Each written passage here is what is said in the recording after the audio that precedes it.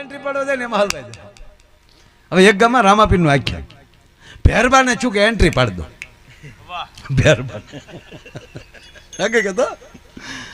એટલે કે આવી રીતે ઓડિયન્સની વૈશમાંથી આમ આમ હોપ કરતો કરતો આવે ને, અને એને એક હાથમાં વળી હિંહલો રાખ્યો એ ઘાસલેટનો, એક હાથમાં કાકડો, એટલે કે મોઢામાં ઘાસલેટ એને આમ ફડકા કરતો આવું એમ.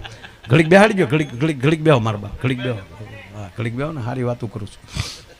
છોકરા મૂળ તો હુવા ના હોય, પછી સવારે બેન મારે ભેહુંનું પાછું હોય પાછું. અને અમે તો ખરેખર ભેહું હાટું જ અવતાર લીધો.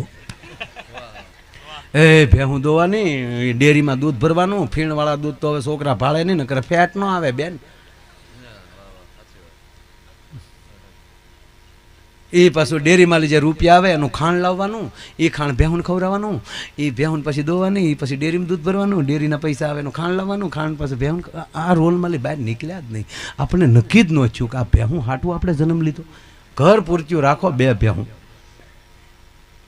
અને ઘરમાં ગાવું રાખો 2 ધોપના ગોળા જેવી. હા, આ ભેંસાસુર બંધ કરો. હા, ભેહું ને કાંઈ કૃષ્ણે ભેહું નથી સારી એવું ને બાપુ, સેવું લેખો. હા, ભેંસનું દૂધ ખવાય, હુઈ જવું હોય ને ત્યારે ભેંસનું દૂધ ખાવાનું. 2 તાહળી દૂધ પી જાવ એટલે એરું કઈડ્યો હોય એવી ઊંઘ આવે, અને આળહના પેટના થઈ જાય. બાપુ બપોરે દૂધ ખાઈને હુતા હોય કેળાને કાંઠે, લીમડાને સાંયે, અને આળો ભયડો લઈ જાય ને આલી કોક કે પાદરગઢ ક્યાંથી જાય પગથી કહે, એટલી આળસ સડે ઊભું થી ન કહે કે કાંઈથી આમ એમ નહીં, પગથી કે આમ. હા, હુઈ જવું હોય તેથી ભેં, પણ તરવરાટ લાવવો હોય ત્યારે ગાયનું દૂધ ખાજો.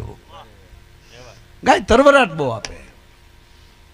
એટલે ઓલા ને ભેરબાને ચૂક એન્ટ્રી પાડી દો, તે બહાર પાછળ તૈયાર થતો હતો. હવે અજાણ્યા ગામમાં